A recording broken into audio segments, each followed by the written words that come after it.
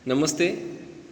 मैं doctor B D Patil, Gogte पदवी पूर्व महाविद्यालय बेलगाम, आप सभी का आज की इस हिंदी ऑनलाइन कक्षा में पुनः एक बार स्वागत करता हूं। दोस्तों, ये बहुत खुशी की बात है कि यह जो महीना है, सितंबर महीना, हिंदी के चाहने वालों के लिए हर्षोल्लास का महीना रहता है। हिंदी दिवस हम मनाते हैं। हमने पिछली कक्षा में हिंदी दिवस, उसका महत्व और हिंदी को दुनिया में कितना महत्व है, दुनिया में हिंदी का प्रसार प्रचार कैसे हो रहा है, इस बारे में वीडियो बनाया और आप सबको वीडियो पसंद आया। ये बहुत ही खुशी की बात है। दोस्तों, पाठ्यक्रम में हम संत सूरदास द्वारा रचित उनके पदों का अध्ययन कर रहे हैं और पाठ्यक्रम में जो 3 पद दिए गए, उन 3 ही पदों का हमने अध्ययन किया है, उसका भावार्थ देखा है और उस वीडियो को देखकर बहुत सारे छात्रों ने फ़ोन करके बहुत सारे सवाल पूछे। ये बहुत खुशी की बात है कि आप वीडियो देखते हो, आपके मन में उसके बारे में सवाल आते हैं और आप पूछते हो। मेरे लिए बहुत खुशी की बात है। तो उन छात्रों के सवालों को देखते हुए इस कक्षा में हम फिर से कुछ पद, उनका भावार्थ और कुछ सवाल जो महत्वपूर्ण है परीक्षा की दृष्टि से और उनका जवाब कैसे लिखना है, इसे देखते हुए इस कक्षा में उन बातों पर चर्चा करेंगे। दोस्तों, संत सूरदास के पदों में जो दूसरा पद है हमारा, जिसमें संत सूरदास जी ने श्री कृष्ण के रूप सौंदर्य का वर्णन किया है, उस पद को और उस पद के भावार्थ को पुनः एक बार देखते हैं। पद ऐसा है: जमुना तट देखे नंद नंदन, मोर मुकुट मकराकृत कुंडल, पीत बसन तन चंदन, लोचन तृप्त भये दर्शन तय, उर की तपनी बुझानी, प्रेम मगन तब भई सुंदरी, उर गदगद मुख बानी, कमल नयन तट पर है ठाड़े, सकुच ही मिली ब्रज नारी, सूरदास प्रभु अंतर्जामी, व्रत पूरन पगधारी।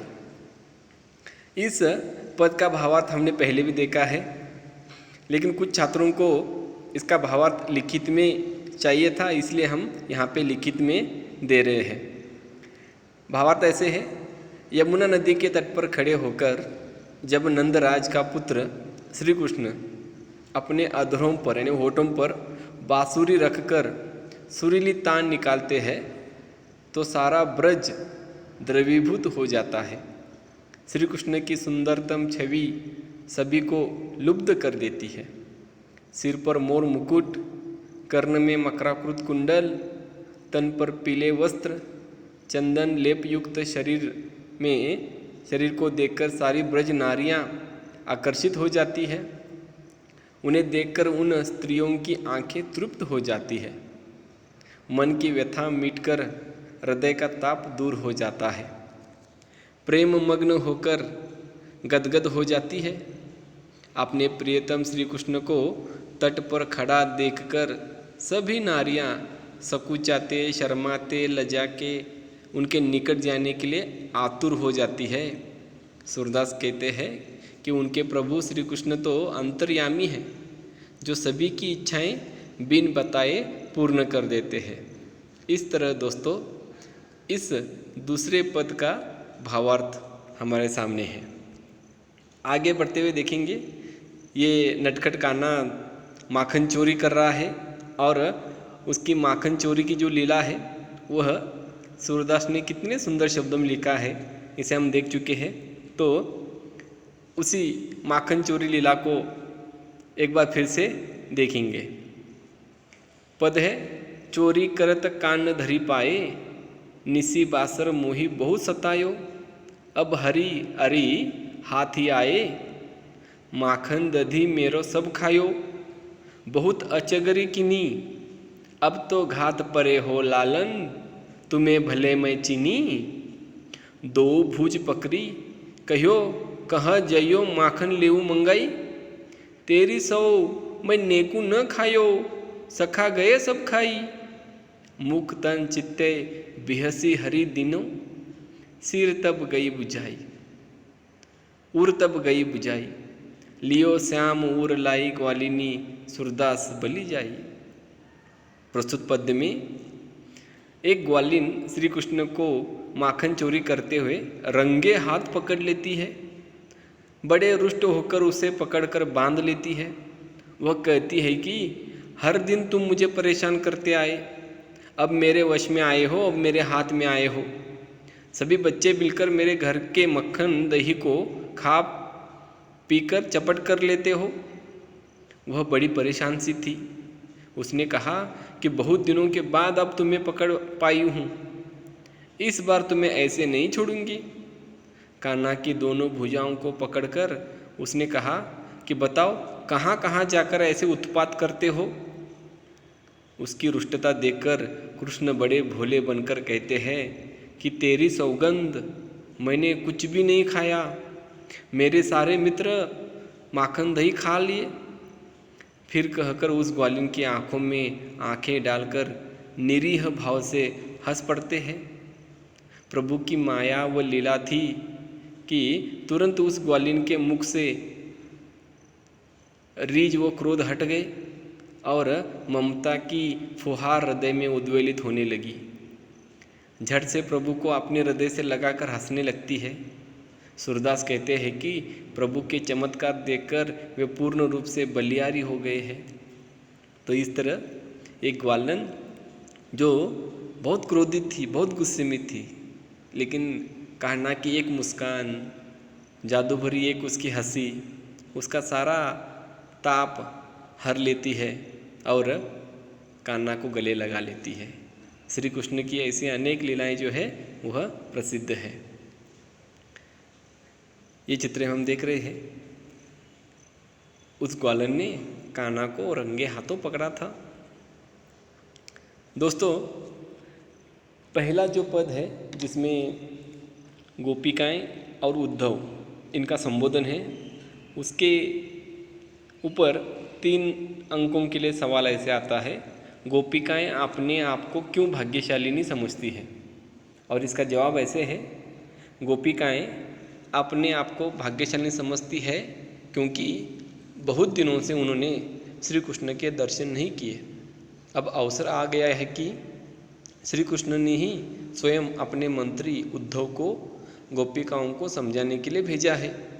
जिस व्यक्ति को श्री कृष्ण ने भेजा हो, जिस व्यक्ति की आँखों ने श्री कृष्ण की सुंदर शोभनीय छवि को निहारा हो, उन आँखों को प्रत्यक्षता देखने के भाग्य मिले हैं। अतएव अपने को बड़भागी मानती है, भाग्यशाली मानती है, अर्थात श्री कृष्ण की छवि को उद्धव की आँखों में देखने की कल्पना करती है। तो दोस्तों, श्री कृष्ण की छवि जिन आँखों में है वो आँखें उनके सामने है, इसलिए वो भाग्यशाली नहीं समझ रहे अपने आप को।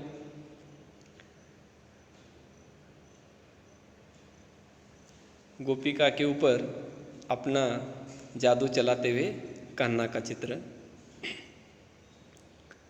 सूरदास ने माखन चोरी प्रसंग का किस प्रकार वर्णन किया है। यह सवाल 3 अंकों के लिए परीक्षा में आता है और इसका जवाब ऐसे है। सूरदास ने बड़ी सरसता व सुबोधता पूर्ण वर्णन करते हुए लिखते हैं कि एक बार बालक कृष्ण अपने सखाओं के साथ मक्खन चोरी करते हुए पकड़े जाते हैं। सारे ग्वाले भाग जाते पर बालक कृष्ण फंस जाते हैं। ग्वालिन बड़े गुस्से में उनकी भुजाओं को पकड़कर दंड देने की बात कहती है। उनके माता पिता से शिकायत करने की धमकी देती है, पर श्री कृष्ण बड़े भोले बनकर उत्तर देते हैं कि उन्होंने तो कुछ भी नहीं किया, उनके ग्वाले सखा सारे मक्खन खा लिए थे। फिर निरीहपन छलकाते हुए हंस पड़ते हैं। उनकी मासूम हंसी ने ग्वालिन के हृदय में ममता से भरा देते हैं और बच्चे कृष्ण को अपनी छाती से लगाकर तुरंत हंस पड़ती है। इस तरह संत सूरदास ने बाल कृष्ण की माखन चोरी का सुंदर वर्णन किया है। श्री कृष्ण का जादू पूरे गोकुल पर था और गोकुल की सारी गोपिकाएं ललनाएं श्री कृष्ण के जादू में फंस जाती थी। तो दोस्तों, उम्मीद करता हूँ कि आपकी शंकाओं का निरसन हुआ है। आपको लिखित में इस कविता के नोट्स चाहिए थे, सवालों के जवाब चाहिए थे, तो आज इस कक्षा में हमने वह आपके सामने प्रस्तुत किए। आज का ये वीडियो आप लोगों को पसंद आएगा आशा करता हूँ। ऐसे ही वीडियो को देखते रहिए, लाइक करते रहिए और आपको जो भी डाउट्स हो आप पूछते रहिए। बहुत बहुत धन्यवाद।